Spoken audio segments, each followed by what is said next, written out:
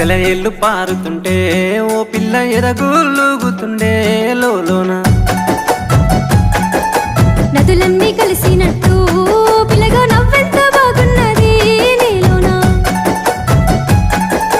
గాజుల సప్పులు గలుగల్లు మోగంగా గజ్జెల పట్టీలు గంతేసి ఆడంగా వరిగడ్డి మోపు ఎత్తి ఓ పిల్ల వయ్యారి నడుము పవే ఈ వేళ